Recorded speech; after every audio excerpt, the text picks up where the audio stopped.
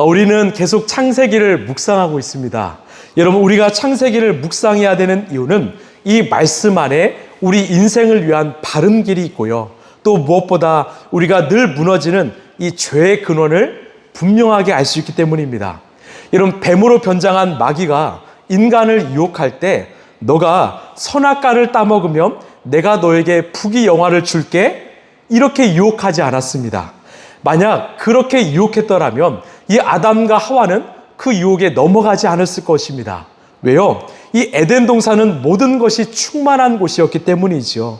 거기에는 돈도 명예도 이 부유함도 필요 없는 지상의 낙원이었기 때문입니다. 그래서 이 마귀가 무엇으로 유혹했습니까? 너가 선악과를 먹으면 눈이 밝아져서 하나님처럼 될 거야. 그 유혹에 넘어갔습니다. 다시 말해서 자신이 하나님처럼 되고 싶었고 자신의 인생의 주인이 되고 싶었던 것입니다. 결국 아담과 하와가 죄를 지음으로 말미암아 인간은 끊임없이 하나님의 자리에, 즉 주인의 자리에 앉게 되었던 것입니다. 누군가는 제게 이런 말을 할 수 있습니다. 목사님, 저는 하나님이 되려는 마음에 추호도 없습니다. 하나님 자리에 앉을 욕심도 없습니다. 맞습니다. 그러나 내가 하나님을 찾지 않는 것이요, 하나님을 필요로 하지 않는 것이 바로 내가 하나님이 되려고 하는 것입니다. 내가 하나님의 자리에 앉아 있는 것이죠. 그렇다면 왜 하나님을 믿는 많은 크리스천들이 이 하나님의 자리에 앉게 되었을까? 제가 곰곰이 생각해 보니까 딱 두 가지더라고요. 첫 번째는 바로 신앙의 무지, 미숙함 때문입니다. 예를 들어서 이 고3 수험생이 열심히 공부했지만 이 원하는 대학에 들어가지 못했습니다. 그 입시에 떨어진 것 때문에 마치 하나님이 없다고 이 교회에 안 다닌다고 합니다. 여러분, 그러면 누가 하나님일까요? 바로 나 자신이 하나님이 된 것이죠. 그 학교에 들어가는 것이 하나님의 뜻이다, 그렇게 확정 짓는다면 바로 자신이 하나님이 된 것입니다. 자신이 이 땅에 잘 되어야 하나님이 살아계시는 것이다, 이렇게 확정되어 믿는다면 바로 내가 하나님이 된 것이죠. 결국 우리의 신앙이 연약하고 미숙한 상태에 있다면 사람들은 스스로 이 하나님이 되려 할 것입니다. 또 다른 두 번째는요, 오랜 신앙생활을 한 후에 그 영적 교만에 빠졌을 때입니다. 하나님을 압니다. 잘 압니다. 이 영적 체험도 많이 했지요. 그렇기 때문에 하나님 앞에서 겸손한 것이 아니라 오히려 교만에 빠지기가 쉽습니다. 다 안다라고 생각해요. 내가 하는 일이 곧 하나님의 뜻이고 하나님의 계획이라고 자부합니다. 결국 스스로 하나님의 자리에 앉게 된 것이죠. 여러분, 우리는 어떠합니까? 하나님을 온전히 믿고 있습니까? 혹시 하나님을 믿는다고 하면서 나의 영적 무지로 인해서 또 영적 교만으로 인해서 내가 지금 하나님의 자리에 앉아 있지는 않습니까? 여러분, 저도요, 여러분도요, 자신할 수가 없습니다. 이 믿음의 조상인 아브라함도 무너졌습니다. 모세도, 다윗도 무너졌습니다. 그래서 제가 주일에 말씀드린 것처럼 우리는 인생이 잘 될수록, 때론 잘 풀릴수록 더 많이 기도해야 합니다. 왜요? 그때가 바로 우리가 교만에 빠지기 쉬울 때이기 때문이죠. 여러분, 기도는 무엇일까요? 기도는 바로 하나님 앞에서 내가 죽는 시간입니다. 기도는요, 내 삶을 하나님께 온전히 맡겨드리는 시간입니다. 우리가 삶의 자리에서 기도하지 않으면, 즉 하나님 앞에서 내 뜻을 꺾지 않으면 우리의 신앙은요, 성숙할 수가 없습니다. 이것을 꼭 기억하시고 날마다 하나님 앞에서 기도하는, 나의 뜻을 꺾는 저 여러분들에게 간절히 소망합니다. 여러분, 하나님만을 주인 삼고 겸손하게 하나님의 인도하심을 따라가는 우리 라이프처치 성도들 되시길 간절히 소망합니다. 이 오늘 말씀은 드디어 아브라함의 아내 사라가 이 아들을 낳는 장면인데요, 우리 2절 말씀 함께 읽겠습니다. 시작. 사라가 임신하였고 하나님이 아브라함에게 약속하신 바로 그때가 되니 사라와 늙은 아브라함 사이에서 아들이 태어났다. 아멘. 이 말씀이 참 중요하죠. 성경은 사라가 임신을 했고 그 하나님이 약속하신 때 아들 이삭이 태어났다고 말합니다. 여러분, 여기서 이 2절에서 중요한 문장이 무엇일까요? 사라가 임신을 했고 이 아들이 태어났다는 것입니까? 아닙니다. 바로 하나님께서 아브라함에게 약속하신 그 때가 되었다라는 것입니다. 이게 참 중요합니다. 우리 1절 말씀 함께 읽겠습니다. 시작. 주님께서는 말씀하신 대로 사라를 돌보셨다. 사라에게 약속하신 것을 주님께서 그대로 이루시니 아멘. 무슨 말일까요? 사라의 힘과 능력으로 그 아이를 임신하고 낳은 것이 아니라 하나님께서 말씀하셨기 때문에, 하나님이 약속하신 것을 하나님이 그대로 이루셨기 때문에 그 아들이 태어났다라는 것입니다. 결국엔요, 이 아브라함과 사라의 인생의 주권자는 우리 하나님이라는 사실이죠. 그들의 인생의 주체는요, 그들 자신이 아니라 그 배후에 계시는 하나님이라는 것을 오늘 성경은 분명하게 말하고 있습니다. 여러분, 우리가 아브라함의 인생을 한번 살펴볼까요? 이 하나님께서 하란 땅에 있는 아브라함을 이 가나안으로 부르셨습니다. 그때까지 아브라함은요, 이 가나안에 가본 적이 없는 사람이었습니다. 또 아브라함은 75세가 되기까지 자식이 없었습니다. 창세기에서 그 사라의 이름이 가장 언급되었을 때 창세기 11장에서는요, 사라는 임신을 하지 못했다, 자식이 없었다라고 기록되어 있습니다. 당시 아브라함과 사라의 인생은 바로 실패의 인생이었습니다. 그런 실패의 인생에 하나님이 찾아오셔서 뭐라고 말씀하셨습니까? 내가 너로 말미암아 큰 민족을 이루게 할 것이다. 내가 너에게 자식을 줄 것이다. 이 주어는 바로 내가, 즉 하나님이었던 것이죠. 많은 우여곡절이 있었지만 결국 아브라함은 아들을 낳고 이 아브라함이란 이름처럼 많은 민족의 아버지가 될 수 있었습니다. 여러분, 그 이유가 무엇일까요? 바로 하나님께서 그 아브라함의 인생을 주관하셨기 때문입니다. 하나님께서 그 사라의 인생을 책임지셨기 때문입니다. 여러분, 우리도 마찬가지 아닐까요? 우리의 지나온 세월을 한번 돌아볼까요? 여러분, 하나님이 아니면 가능한 세월이었을까요? 내가 정말 지금까지 살아있는 거, 내가 정말 멸망하지 않게 된 거, 우리의 가정과 우리의 부부가 깨어지지 않는 거, 내가 일할 수 있는 모든 거, 이런 누가 한 일입니까? 내가 한 일입니까? 아닙니다. 우리 하나님이 하신 일 아닙니까? 여러분, 믿음은 그것을 인정하는 것입니다. 내 인생의 주인은 우리 하나님이시다. 내 인생은 하나님이 인도하신다. 하나님이 주관하신다. 이것을 인정하는 것이 믿음이라는 것입니다. 저도요, 제가 청년의 때를 돌아보면 참 망가질 기회가 너무나 많았던 것을 알 수 있습니다. 친구들의 유혹과 또 선배들의 유혹 속에서, 이 세상의 방탕 속에서 참 많은 유혹의 순간들이 있었습니다. 그럼에도 불구하고 지금 제가 이 자리에 설 수 있었던 이유는요, 바로 제 능력이 아니라 전적인 하나님의 은혜임을 저는 믿습니다. 우리 사도 바울도 똑같이 고백했는데, 우리 고린도전서 우리 15장 말씀입니다. 시작. 나는 사도들 가운데서 가장 작은 사도입니다. 나는 사도라고 불릴 만한 자격도 없습니다. 그것은 내가 하나님의 교회를 박해했기 때문입니다. 그러나 나는 하나님의 은혜로 오늘의 내가 되었습니다. 나에게 베풀어 주신 하나님의 은혜는 헛되지 않았습니다.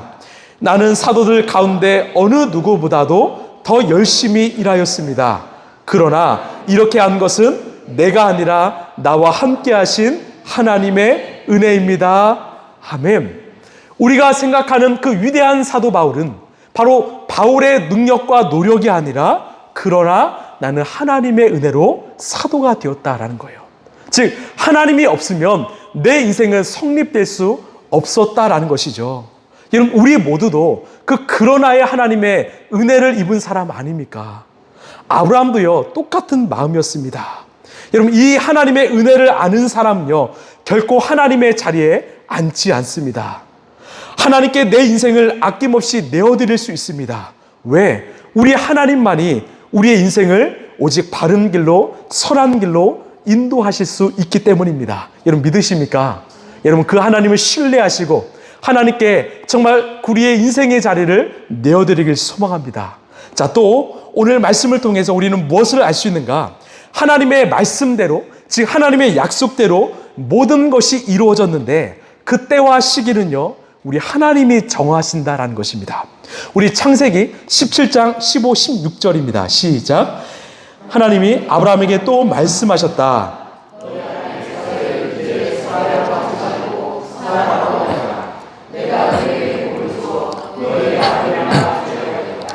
내가 너의 아내에게 복을 주어서 여러 민족의 어머니가 되게 하고 백성들을 다스리는 왕들이 그에게서 나오게 하겠다.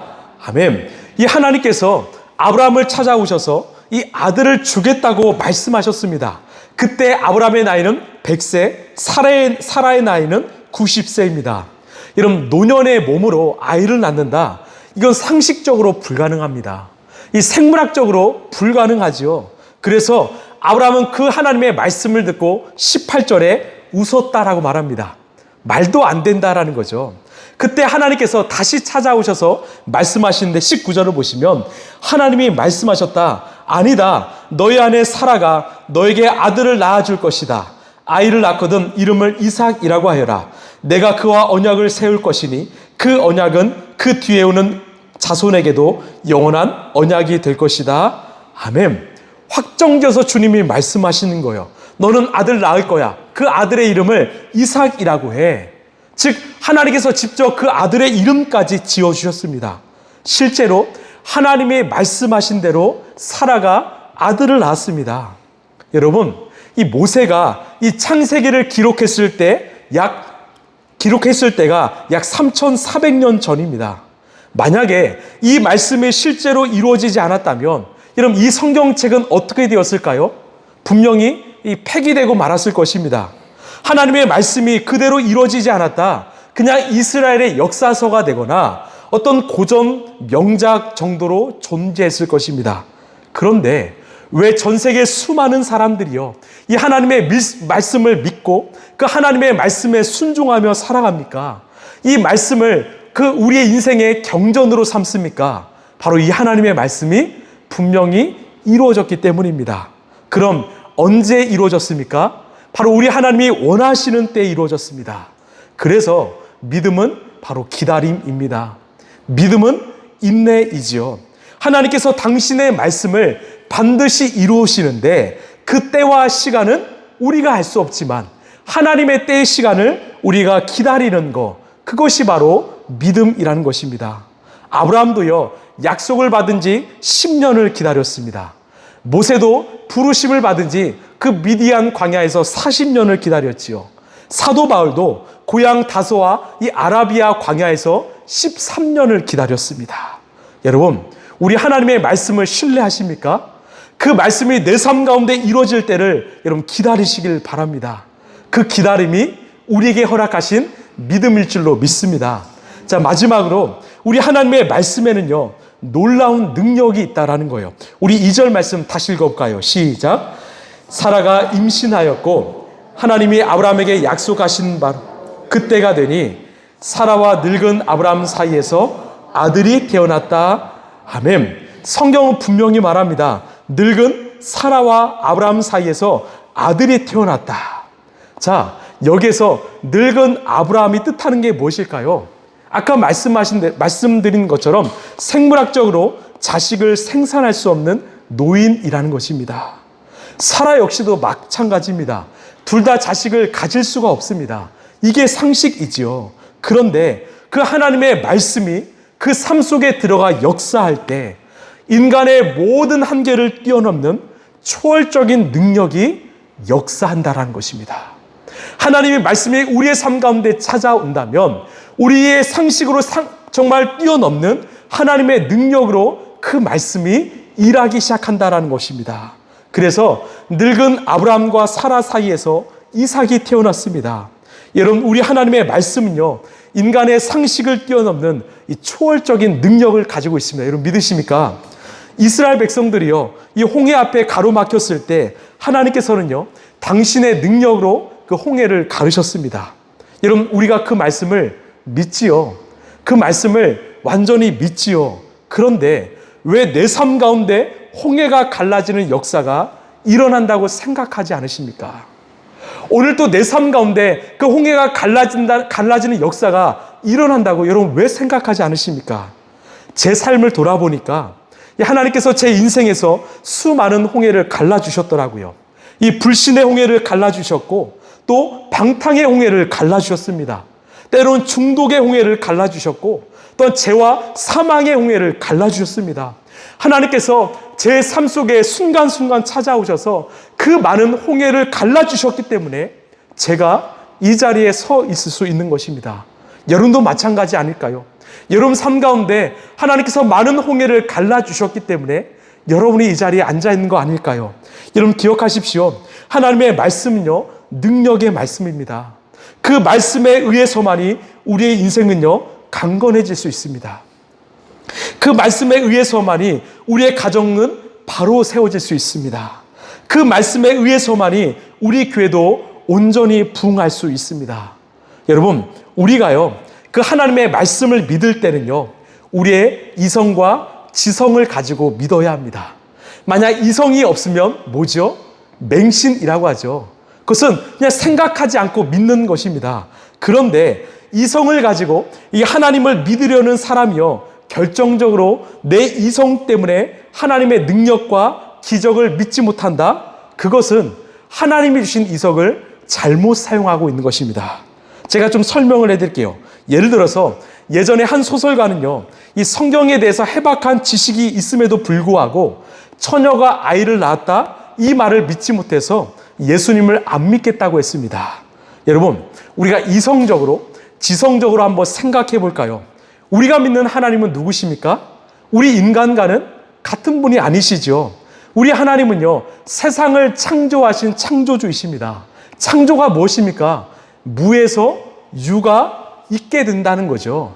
우리 하나님은요, 무에서 유를 창조하실 수 있는 분이십니다. 바꿔 말하면 전능하신 하나님이죠.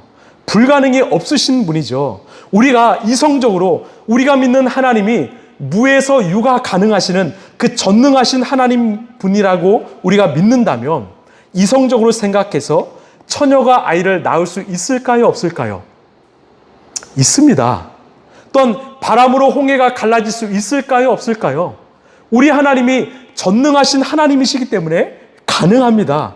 사람의 걸음만으로 여리고성이 무너질 수 있습니까? 없습니까? 있습니다. 우리가 이성적으로 믿으면 믿을수록 우리는 오히려 성경에 쓰여있는 모든 역사들을요, 믿을 수 있습니다. 왜? 우리가 믿는 하나님은 전능하신 분이기 때문입니다. 오늘 말씀을 정리하면서 우리가 무엇을 알 수 있을까? 제가 좀 세 가지로 정리해 보았습니다. 우리가 하나님의 말씀 안에 있을 때만이 우리는 이 나다운 삶을 살 수 있습니다. 하나님이 창조하신 그 나 자신만의 삶을 살 수 있다는 거죠. 아브라함과 사라가 그 말씀 안에 있을 때 하나님이 원하시는 민족의 아버지, 민족의 어머니가 될 수 있었던 것처럼 우리 역시도요, 하나님의 말씀 안에 있을 때 하나님이 창조하신, 하나님이 원하신 나다운 삶을 회복할 수 있습니다. 여러분 믿으시길 바랍니다. 여러분 나다운 삶을 살기를 원하십니까? 세상에서 찾지 마시고 말씀 안에서 찾으시길 바랍니다. 말씀이 우리의 삶 가운데 뿌리 내리고 내 삶에 정말 이 능력이 충만할 때 우리는 나다운 삶을 살 수 있게 될 것입니다. 또한요, 하나님의 말씀만이 우리의 인생을 진정 웃게 하실 수 있습니다. 이 아브라함과 사라의 인생은요, 본래 실패의 인생이었습니다. 눈물의 인생이었습니다. 그러나 그들이 하나님의 말씀 안에 살아갈 때 결국은 웃는 인생이 되었습니다. 여러분, 지금 참 기쁨과 행복을 어디에서 찾고 계십니까? 이런 하나님의 말씀 안에서 찾으시길 바랍니다. 그 말씀에 참 기쁨과 소망과 행복이 있습니다. 마지막으로 이 아브라함과 사라에게 주신 말씀을 이미 저와 여러분에게 주셨다라는 것입니다. 이게 얼마나 감사한지 모릅니다. 그렇기 때문에 우리는 주신 말씀을 묵상하고 순종하면 되는 것입니다. 그러면 그 말씀은 우리의 삶 가운데 그대로 이루어질 줄로 믿습니다. 안타까운 것은요, 이 많은 크리스찬들이요, 하나님을 믿는다고 하면서 이 귀한 하나님의 말씀을 외면하면서 살아갑니다. 이 귀한 하나님의 말씀을 마치 가치 없는 것으로 생각하며 살아갑니다. 얼마나 어리석은 인생일까요? 여러분, 우리는 지금 이 잠언서를 통독하고 있지요. 여러분, 그 말씀을 꼭 묵상하시고 정말 그 말씀을 내 삶 가운데 적용해서 오늘 또 살아계신 그 하나님의 말씀을 내 삶 가운데 누리는 저와 여러분 되길 간절히 소망합니다. 말씀을 좀 마무리하겠습니다. 여러분, 결국은 말씀입니다. 여러분, 결국은 말씀입니다. 날마다 그 하나님이 주신 말씀 앞에 거하시길 바랍니다. 그 말씀이 우리의 삶을 인도할 뿐만 아니라 우리 인생을 끝까지 책임질 것입니다. 그 말씀을 묵상하시고 그 말씀에 순종하는 저와 여러분 되길 간절히 소망합니다. 말씀을 통해서 하나님이 허락하신 창조, 하나님의 능력, 하나님의 구원, 하나님의 위로, 하나님의 치유, 하나님의 회복을 경험하는, 그래서 말씀으로 날마다 승리하는 저와 여러분의 인생 되길 간절히 축원합니다.